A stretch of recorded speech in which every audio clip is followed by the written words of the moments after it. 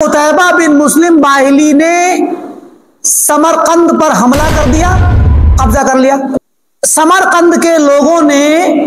عمر بن عبدالعزیز کے پاس خط لکھا، آپ کے جنگجو نے اچانک حملہ کیا، نہ خبر دی نہ دعوت دی، کچھ تو بتانا تھا۔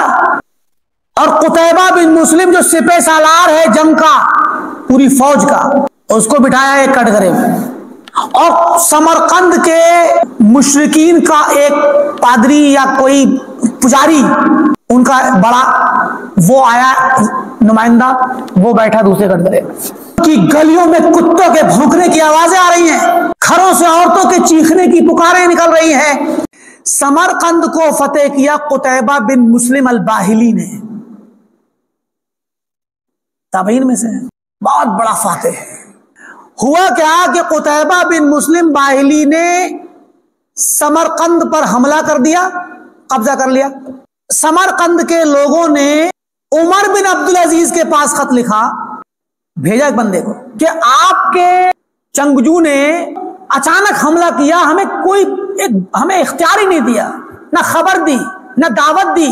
کچھ تو بتانا تھا۔ یہ تو غلط بات ہے، آپ نے اچانک حملہ کر کے ہم پہ قابض ہو گئے، نہ اسلام کی دعوت دی نہ جزیے کی دعوت دی، وہ تو کہا انہوں نے ہمیں کوئی دعوت نہیں دی۔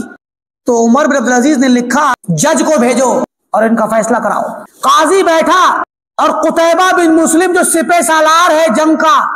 پوری فوج کا، اس کو بٹھایا ایک کٹگرے میں، اور سمرقند کے مشرکین کا ایک پادری یا کوئی پجاری، ان کا بڑا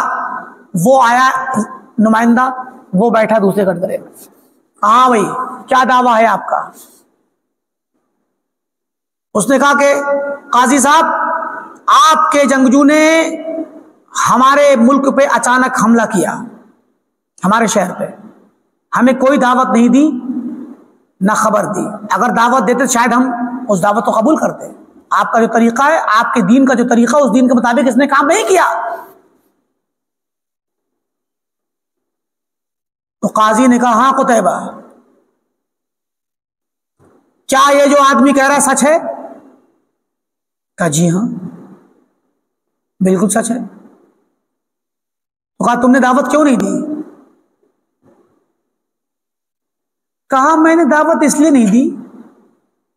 کہ ان سے پہلے جو شہروں کو میں نے فتح کیا ہے، پورے اس مشرق کے علاقے میں کوئی بھی شہر والا میری بات مانتا ہی نہیں ہے۔ میں کہتا ہوں اسلام قبول کر لو، کوئی نہیں قبول کرتا۔ میں کہتا ہوں جزیہ دے دو، صلح کر لو،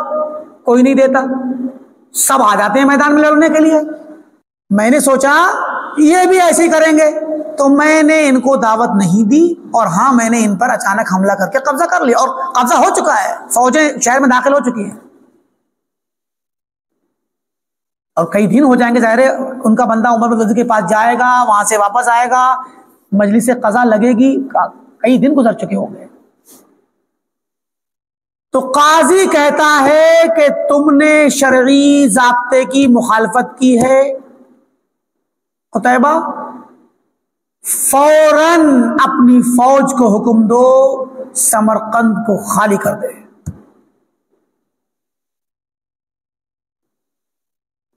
سارے لوگ ہکا بکا رہ گئے، یہ کون سا فیصلہ ہے؟ یہاں منظر دیکھیے آپ، ایک کمزور شخص اور شکست خوردہ انسان، دشمن شکایت کرتا ہے اپنے دشمن کے خلاف، اور فیصلہ کرنے والا جج بھی دشمن ہی کا آدمی ہے۔ کوئی گواہ نہیں، قاضی نے کہا گواہ کی ضرورت نہیں، بندے نے خود اعتراف کر لیا، دعویٰ ثابت ہو گیا، کسی گواہ کی ضرورت نہیں ہے، اور قاضی فیصلہ کرتا ہے دشمن کے حق میں۔ اس کے بعد کیا ہوتا ہے؟ حکم ہوا قتیبہ جاؤ اپنی فوج سے کہو کہ پورا شہر خالی کر دے، اور کوئی سامان لے کے نہ جائے، شہر کا سارا سامان، ساری چیز وہیں چھوڑ دے۔ دیکھتے دیکھتے شہر کی گلیوں میں شور مچ گیا، ایک حکم پہ ساری فوج باہر۔ سب چھوڑ دیا، اعلان کر دیا اپنے اپنے سامان، اپنے اپنے گھروں، اپنی دکانوں کو، جو بھی تمہاری چیزیں سب لے لو۔ مورخین نے اور جو تھوڑا سا ادبی انداز میں لکھنے والے ہیں انہوں نے تو بڑے اچھے لفظوں میں مبالغہ آئی کی ہے کہ سمرقند کی گلیوں میں کتوں کے بھونکنے کی آوازیں آ رہی ہیں، خالی ہے سمرقند، گھروں سے عورتوں کے چیخنے کی پکاریں نکل رہی ہیں کہ انصاف کرنے والے آئے تھے وہ جا رہے ہیں، اور پورا شہر چند گھنٹوں میں خالی اور فوج باہر، فتح کیا ہوا شہر چھوڑ دیا۔ جبکہ قتیبہ سے جب پوچھا گیا کہ تم نے ایسا کیوں کیا تو انہوں نے دو باتیں کہی تھی، ایک تو یہ کہ کوئی بات مانتا ہی نہیں ہے، نتیجہ یہی ہوتا ہے جنگ کرنی پڑتی ہے، تو میں نے سوچا پہلے ہی جنگ کر دوں، اور دوسری یہ کہ جنگ کرنے کے لیے بتانے کی خبر کرنا ضروری نہیں، جنگ تو الحرب خدعہ، جنگ تو اپنی عقل مندی سے کی جاتی ہے، اور اس میں ایسے موقعوں پہ دھوکہ بھی چلتا ہے، مشرکین یا دشمن کو غفلت میں دیکھ کے حملہ کرنا جائز ہے، جس سے حرب چل رہی، جس سے جنگ چل رہی ہے، حربی کافر پہ دوران جنگ بغیر اطلاع کے حملہ کرنا جائز ہے، تو کہا الحرب خدعہ، میں نے اسی لیے حملہ کیا تھا۔ تو مراد یہ ہے کہ اس کے باوجود کہ ان کے پاس کسی حد تک ایک چلنے لائق وجہ تھی کہ یہ کفار جتنے بھی اس علاقے کے شہروں کے تمام شہروں کا یہ حال ہے، ایسے ہی کرتے، کوئی بات مانتا نہیں ہے، تو مجھے آخرکار جنگ کرنی پڑی۔ یہاں میں نے جنگ کے میں نے ان کو وہ اطلاع نہیں دی، سوچا کہ یہ بھی ایسی کریں گے، اسی لیے میں نے، اور جنگ میں تو اتنا چلتا ہے، حدیث میں آتا ہے، حدیث صحیح ہے، تو ایک صحیح حدیث پر اعتماد تو کیا تھا انہوں نے، تو قاضی چاہتا تو مسلمان کے حق میں قابض ہیں، ہم غالب ہیں، تو ہمارے پاس قوت ہے، شہر قبضے میں آ چکا ہے،